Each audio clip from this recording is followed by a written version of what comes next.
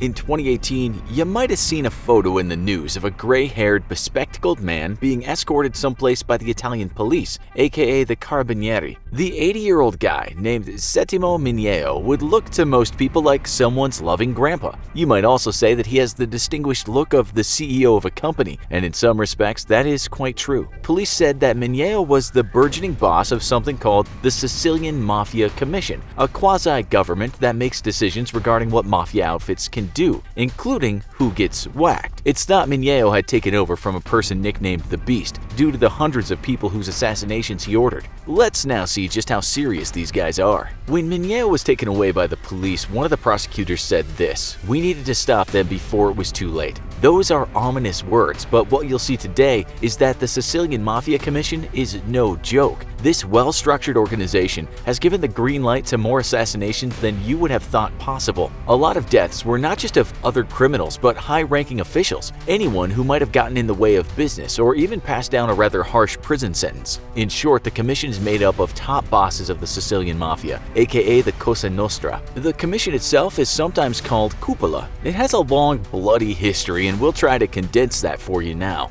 Later, we'll discuss just how much power it currently has. One of the major events that shined a light on the commission was something called the First Mafia War. In short, this was a rather serious disagreement between mafia families in Sicily concerning who would take control of a heroin trade, a very profitable enterprise in North America. Members of certain mafia families took out members of other families, and it's thought that in all, 68 people were killed. It wouldn't be the last time blood would be spilled in a fight to get drugs to Americans. This argument culminated in something called the Cooley Massacre.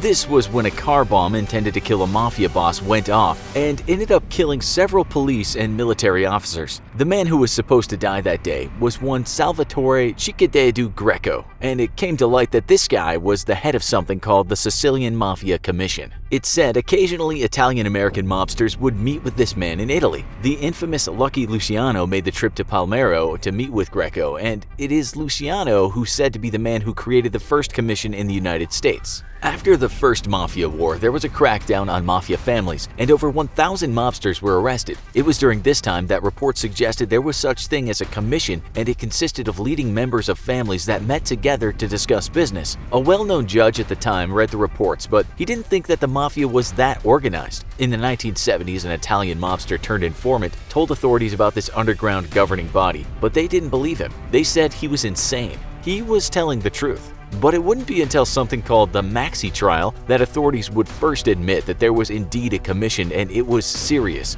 This trial included 452 mafiosi accused of all manner of crimes. With so many dangerous men on trial, they actually held it in a specially designed bunker/courthouse under a prison. Not many criminals get that kind of treatment, but hey, if that trial happened above ground, would you have bet against some of the folks getting blown up? We wouldn't. 19 bosses got life sentences, and the others found guilty were sentenced to a total of 2,665 years. They were convicted of 120 murders and other convictions including extortion and drug trafficking. Some say this was the biggest trial in history, and it was certainly the biggest trial against the Italian Mafia. This is what the New York Times wrote in its opening paragraph after the trial commenced. The largest mafia trial in history ended today, with guilty verdicts against 338 of 452 defendants accused of running a vast criminal empire financed largely with heroin trafficking to the United States.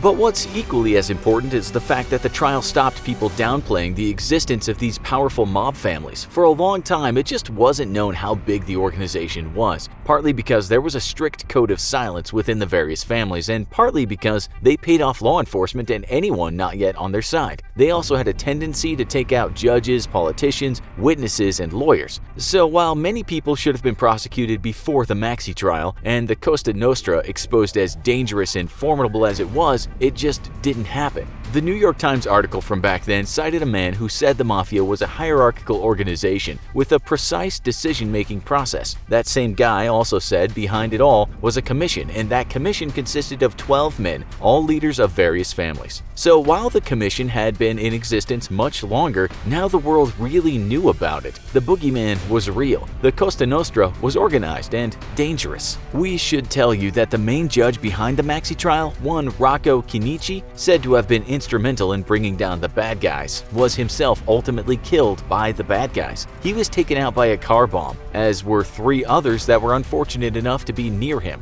It's said the Mafia was furious about the harsh sentences and so went into revenge mode. They assassinated other judges involved with the trial. Even a journalist was taken out. There has been a lot of speculation and division concerning how the commission actually works. Is it really as organized as a government body? Can it be compared to a board of directors of a company? One criminologist wrote this about the cupola. Contrary to the widespread image presented by the media, these superordinate bodies of coordination cannot be compared with the executive boards of major legal firms. Their power is intentionally limited, and it would be entirely wrong to see in the Cosa Nostra a centrally managed, internationally active mafia holding company. So rather than an organization that links everyone together and basically controls the machinery of the mafia, the commission might just get together to make some big decisions from time to time. Perhaps if the mafia was like a franchise like McDonald's, the leading franchise owners would get together now and again to talk about killing cows or how they might make milkshakes more addictive. It has evolved throughout its history, but it's thought that the commission would usually consist of the heads of families with the biggest clans. They were the strongest families. There would be one head or secretary, who was that man Greco we discussed when the commission first got off the ground. All he really did was call people to the meetings. There were lots of different members of the commission over the years, and at times, the various families got on okay. After that first Mafia War, they'd agreed to try and get along, an agreement called the Pax Mafiosa. Pax can mean peace or truce, but peace wasn't always in the cards. Coalitions were at times formed, and those groups wanted others out of the way. Mobsters on the commission sometimes were assassinated, and sometimes the rules were changed in the commission. For instance, after one coalition attained more power after getting rid of their rivals, they created a rule which meant the commission could suspend a leader of a family and install a temporary boss. You then had to play by their rules. They had rigged the game by changing the constitution. This was all actually going on before the Maxi Trial. The reason for the Maxi Trial in the first place was because so much blood was being spilled. Not only were the mafia intimidating politicians and judges and law enforcement, but they were killing each other in what was called the Second Mafia War. Around 200 mafia members were killed or went missing. It was that guy nicknamed the Beast who was behind a lot of the assassinations. His name was Salvatore Toto Riina, and he was known not only for his ruthlessness regarding murder, but also for the fact that he was quite the authoritarian boss. He became the last boss of the commission and held that position for a long time.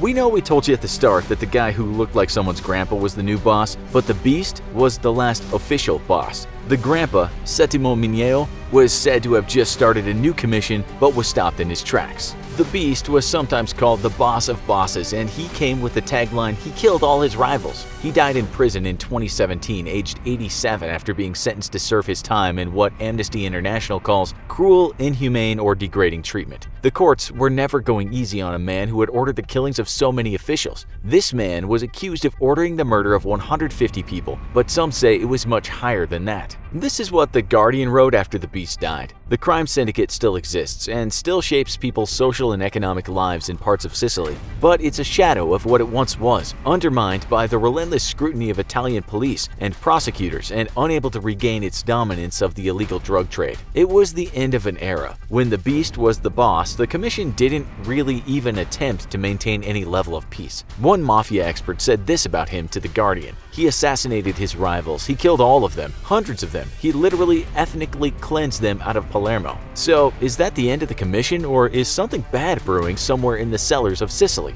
Well, since the Beast was arrested, another 4,000 members of the Mafia were also arrested. Millions of dollars were seized, and it seems Mafia power is certainly not what it used to be. Saying that, one former magistrate who worked on an anti-Mafia task force said, "Those guys will never give up. They might be weakened, but they'll try to come back." The Guardian said this about the guy: "He is one of the few anti-Mafia magistrates from all those years who is still alive." With new technologies, the commission might not have a chance. Police are too good at watching over people, but that's why Grandpa Mineo, the man who wanted to make the commission what it once was, did not even use a mobile phone. It's reported he even walked everywhere because he thought the cops would have his car bugged. Reports tell us that some mobsters liked his methods, and the fact that he reminded them of the old-school Cosa Nostra. But the old ways meant old-fashioned tactics. He might have been chosen to head a new commission, but he did things the old way. The chief of the Anti-Mafia National Prosecution Office said this about Mineo becoming the new head, and by choosing him they also chose the old methods of intimidations, like sending severed lambs' heads to the businessmen who refused to pay the protection money. He looks like such a nice man too. We guess you really can't go on appearances. Reports in 2019 tell us that the Cosa Nostra empire has been declared a thing of the past by officials in Sicily. Mineo was the last great hope, and now that he's gone, those officials are confident that the mafia has been all but wiped out. We say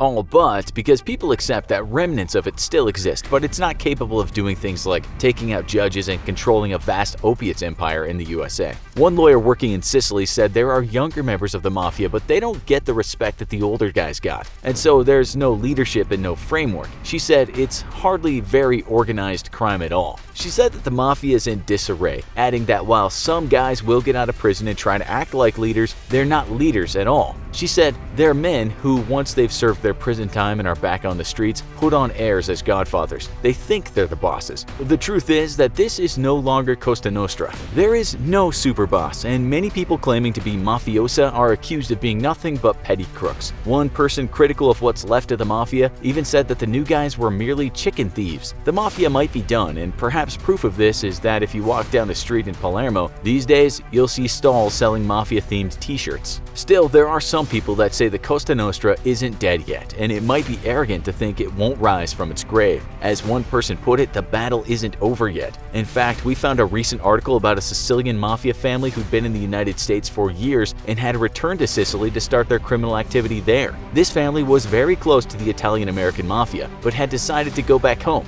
An Italian newspaper wrote the headline, "The Godfather Returns." How do you think the Sicilian Mafia could become powerful again? What would you do if you were the big boss? Tell us in the comments. Then go watch crazy Italian Mafia crimes. Thanks for watching, and as always, don't forget to like, share, and subscribe. See you next time.